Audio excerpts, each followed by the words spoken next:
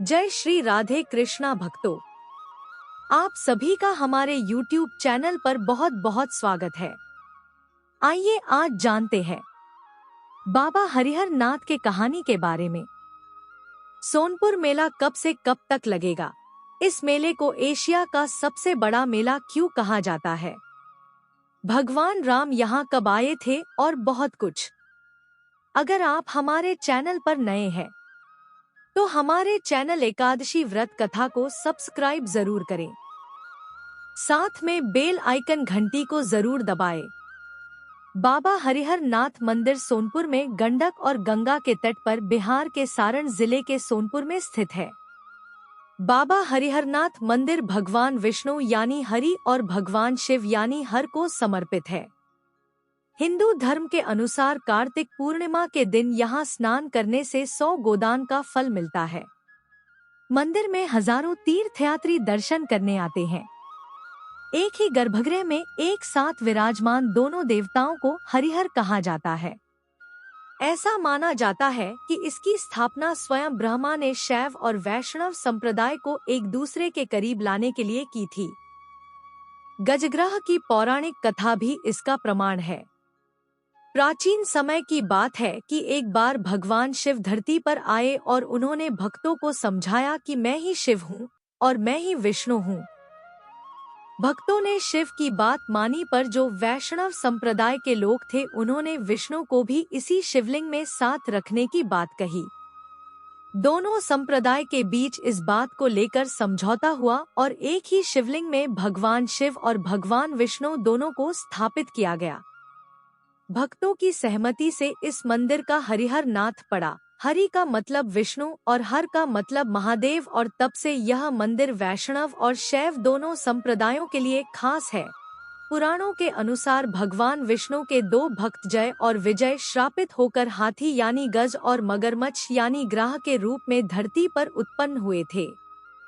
एक दिन कोन्हारा के तट पर जब गज पानी पीने आया था तो ग्राह ने उसे पकड़ लिया था। फिर गज ग्राह से छुटकारा पाने के लिए कई सालों तक लड़ता रहा। तब गज ने बड़े ही मार्मिक भाव से अपने हरि यानी विष्णु को याद किया। तब कार्तिक पूर्णिमा के दिन विष्णु भगवान ने उपस्थित होकर सुदर्शन चक्र चलाकर उसे ग्राह से मुक्त किया और गज की जान बचाई। इस मौके पर सारे देवताओं ने यहाँ उपस्थित होकर जय जयकार की थी। लेकिन आज तक यह साफ नहीं हो पाया कि गज और ग्राह में कौन विजय हुआ और कौन हारा, और तभी से ये भी यहाँ पूजे जाने लगे। इतिहास कहता है कि श्री रामचंद्र जी गुरु विश्वामित्र के साथ जनकपुर जाते समय यहीं रुके थे और हरि तथा हर की पूजा अर्चना की और तीर्थ स्थापना की थी।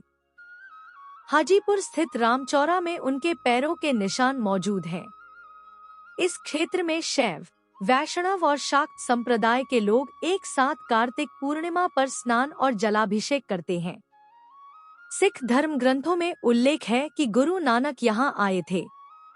बौद्ध धर्म के अनुसार भगवान बुद्ध अपने अंतिम दिनों में इसी मार्ग से कुशीनगर गए थे, जहाँ उनका महापरिनिर्वाण हुआ था, और यही हरिहर नाथ मंदिर के समीप लगता है। पूरे विश्व का सबसे बड़ा पशु मेला जिसे सोनपुर मेला के नाम से जानते हैं।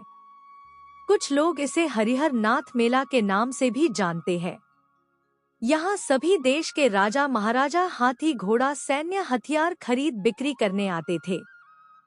सोनपुर मेला हर साल कार्तिक पूर्णिमा के दिन लगता है और इस साल 2024 में यह मेला 13 नवंबर से शुरू होकर 14 दिसंबर तक चलेगा।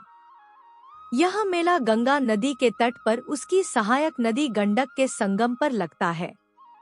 यह मेला करीब 1 महीने तक चलता है। आइए जानते हैं सोनपुर मेले के बारे में कुछ खास बातें, जिसे जान आप भी दांतों तले उंगली दबाएंगे। पहला, यह एशिया के सबसे बड़े पशु मेलों में से एक है। इस मेले में मवेशी, कुत्ते, हाथी, ऊंट और कई तरह की पक्षियों की बिक्री होती है। इस मेले में मीना बाजार भी लगता है। इस मेले को हरिहर क्षेत्र मेला भी कहा जाता है। यह मेला बाबा हरिहर नाथ की याद में मनाया जाता है। इस मेले में विदेशों से भी सैलानी आते हैं। इस मेले में सैलानियों के ठहरने के लिए खास इंतजाम किए जाते हैं। इस मेले में एडवेंचर स्पोर्ट्स, बाइक राइडिंग और प्रसिद्ध हस्तियों के साथ टॉक शो भी होते हैं।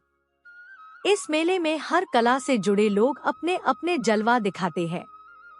ज्यादातर लोग यहाँ लगे थिएटर में आए एक से एक लड़कियों के देखने के ख्याल से आते हैं और लाखों रुपए उड़ा कर जाते हैं। एक तरह से माना जाए तो इस मेले का जान है।